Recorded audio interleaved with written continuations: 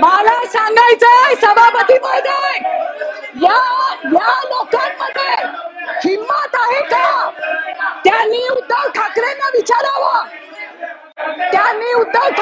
विचारावं की संजय राठोड या क्लीन चिट कुठल्या मुद्द्यावर दिली, याचं उत्तर यांनी दिलं पाहिजे. अरे मी तर माझी लढाई लढले आणि लढणार. ओ अनिल परब, हिम्मत आहे तुमच्यामध्ये? हिम्मत आहे का तुमच्यामध्ये? सभापती महोदय, मला विचारायचंय, यांच्यात हिम्मत आहे का? यांनी यांच्या नेत्याला विचारावं. मला माझं नाव घेऊन इथं बोलण्यात आलंय आणि म्हणून मी त्यांना उत्तर देतीये. माझा प्रश्न अनिल परबांना आहे, त्यांनी माझं नाव घेतलं ना, म्हणून मला त्यांना विचारायचंय. तुम्ही असाल मोठे वकील आणि फार मोठे पोपट पंडित. माझी जी भूमिका आहे, 2 वर्ष जे मी सहन केलंय, माझ्या परिवाराने सहन केलंय ना, ते बघायला तुम्ही नव्हता आलात. एखाद्या विषयासाठी जेव्हा एखादी बाई लढते, पाय खेचायला 100 लोक असतात आणि तुमच्यासारखे तर आहेतच. आणि आज असू देत की तुम्हालाच उत्तर देते मी, घाबरत नाही तुम्हाला. तुमच्यासारखे 56 पायाला बांधून फिरते चित्रा वाघ, समजलं काय? सांगते तुम्हाला. आता याच्यावर फार घसेफोड करणाऱ्या एक बाई विचित्रपणे किंचाळत होत्या. बाईंचा तसा तो नाद आहे, बाई तशाच वागत राहतात, बाईंच्या स्वभावाला औषध नाहीये.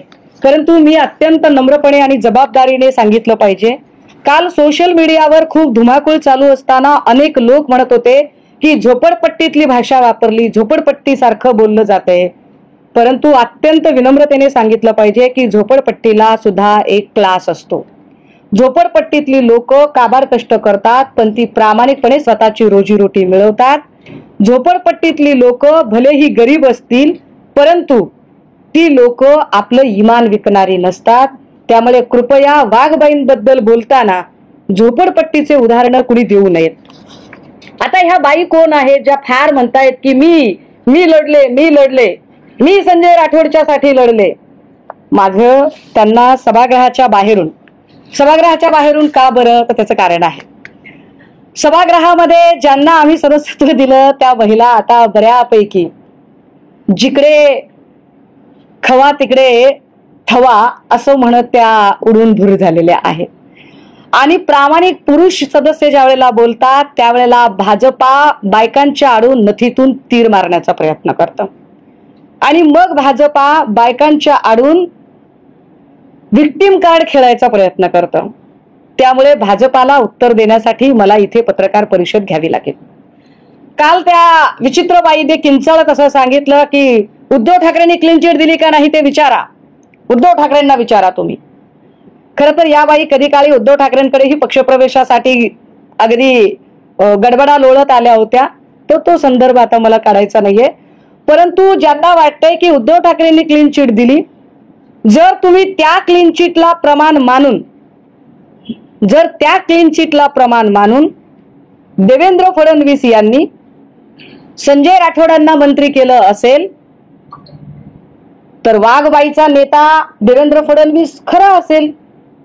आणि जर देवेंद्र फडणवीस खरे असतील तर याचा अर्थ असा आहे की वाघबाई भटक्या विमुक्तातल्या एका नेत्याचं राजकीय आयुष्य उद्ध्वस्त करत होत्या.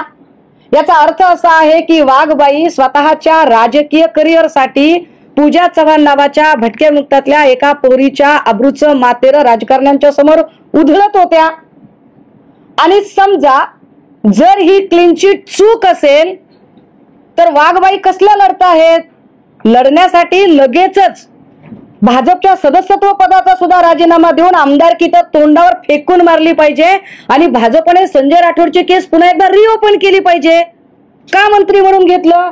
ज्या अर्थी मंत्री म्हणून घेतलं त्या अर्थी तुम्हाला तो योग्य वाटत असेल आणि योग्य वाटत असेल तर तुमचं नक्कीच तुम्ही भटक्या विमुक्तातल्या एका नेत्याचं राजकीय आयुष्य उद्ध्वस्त करण्याचा प्रयत्न करा.